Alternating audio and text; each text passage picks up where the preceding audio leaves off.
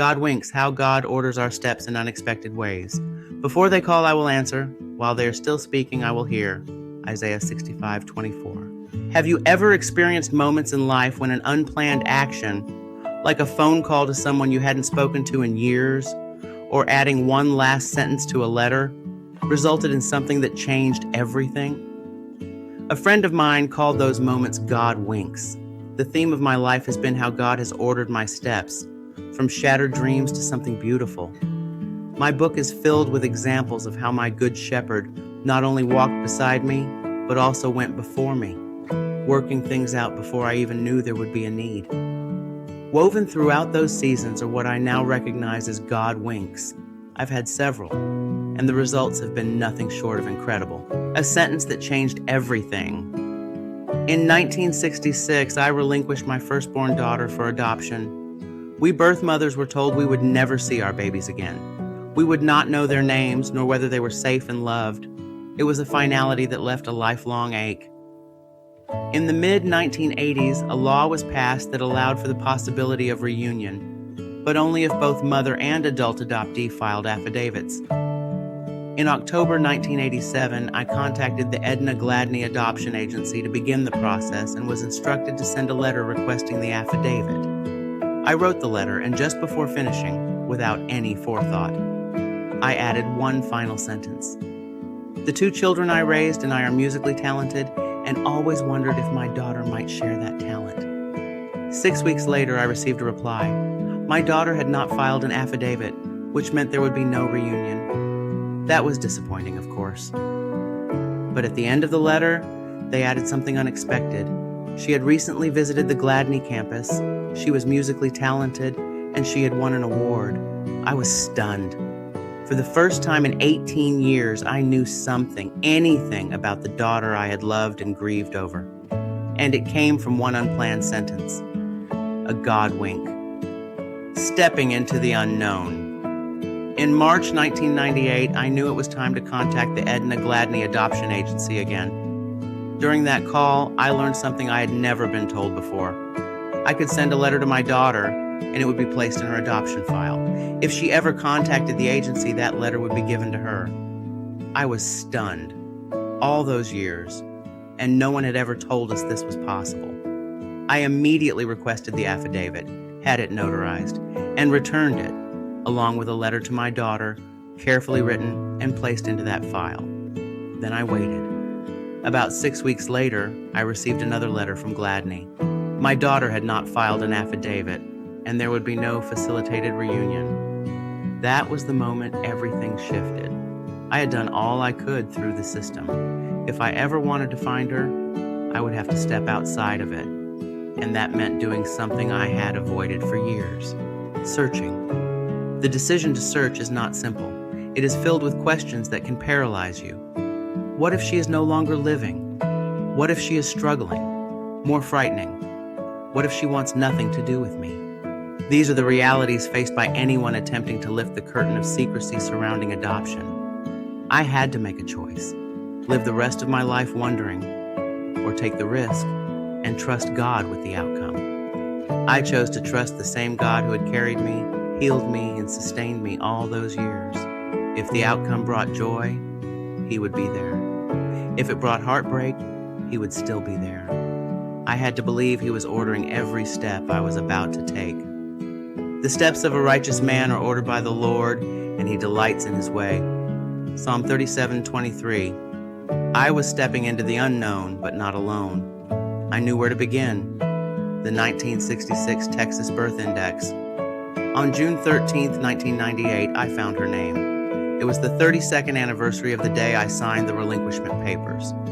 After learning her address from a 2-year-old driver's license record, I wrote a letter explaining I had reason to believe I was her birth mother. And once again, just before closing, I added something without planning it, that I had also written a letter to her that was in her adoption file at Gladney. 3 days later, she emailed me. She had contacted Gladney to verify whether that letter existed. That single sentence confirmed everything for both of us. She was my daughter, and I was her birth mother. We met the following Sunday, Father's Day. After 32 years, God answered my prayer. A dream fulfilled. A few months later, I shared our story at church. At the end, I introduced my daughter. There wasn't a dry eye in the room. She came forward with her trio to sing, and in that moment, another long-held dream became reality. They sang, "Great is thy faithfulness," and I accompanied them on the keyboard. What I had once imagined as a distant dream became a moment I was living in real time. What I didn't know then, later I discovered something remarkable. The musical question I had added to my letter in 1987 had already been answered before I ever asked it. In the late fall of 1986, my daughter had been selected for the Texas All-State Choir. In early 1987, she traveled to Fort Worth for the convention held near Gladney. While she was there, she asked to visit the campus, the very place connected to her beginnings. During that visit, she shared that she had been selected for the All-State Choir. That is how Gladney knew. That is how they were able to answer my question, 11 months before I ever thought to ask it. Another just-happened moment. Years later, in 2016, I found myself in a difficult season financially. Teaching was inconsistent, and I was filling out an application to work as a Walmart greeter. Out of the blue, I called a colleague, someone I only spoke to occasionally. During our conversation, she asked if I had received a letter from Educational Testing Service accepting applications to grade AP history essays a week in June. All expenses paid plus a paycheck. I hadn't. She almost threw it away, but didn't. She thought Gwen can get a week-long vacation. That letter opened doors I never expected with ETS, leading to numerous programs that still provide income to this day. Another God wink, a recent God wink. In December 2025, I was facing a new reality, living with vision loss from retinitis pigmentosa and advanced macular degeneration. I had learned about assistive glasses, but they were far beyond my reach financially. Then I just happened to call my cousin, someone I hadn't spoken to in years. During that conversation, he told me about his daughter, who had lost her sight as a teenager and later spent years teaching others who were visually impaired. He suggested I call her. When I did, she shared something simple but significant. Her doctor had recently mentioned Ray-Ban Meta glasses and that they were around $300. That was all she knew. As I began asking others, I heard the same thing. People had heard the name, but no one really knew anything about them. They were that new. In fact, they had only been available for a few months when I began searching for answers, but it was enough.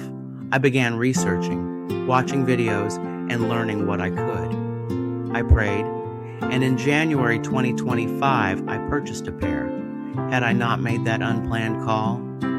Had he not suggested I call his daughter? Had her doctor not casually mentioned them? Had I stopped when no one had real answers? I would not have known. And they have been life-changing. When God whispers through the small things, God has a way of working through what seem like the smallest, most ordinary moments. A sentence added without thinking, a phone call made on a whim, a letter not thrown away, or a conversation you almost didn't have.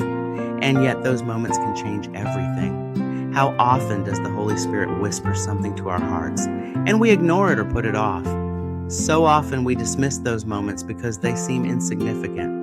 And yet, looking back, I can see that many of the most life-changing moments in my life began with something small, something I almost didn't do. Learning to recognize His voice, listen to Him, and respond in faith may be one of the ways He orders our steps most clearly. Because those moments are not random. They are invitations. They are intentional. They are God winks. Closing blessing.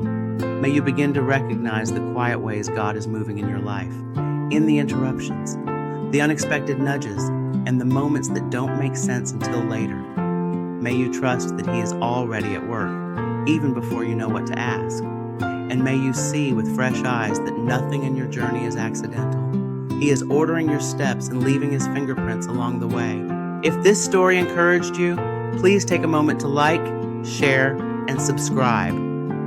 Every share helps these messages of hope, faith, and God's faithfulness reach someone who may need them today. And if you've experienced a God wink of your own, a moment when God's timing, guidance, or provision became unmistakably clear, I'd love to hear about it. Leave a comment below and share your story. Your experience may be exactly the encouragement someone else is praying for. Thank you for spending this time with me. Until next time, may you walk confidently in the knowledge that God is ordering your steps, guiding your path, and revealing His presence in both the extraordinary and the everyday moments of life.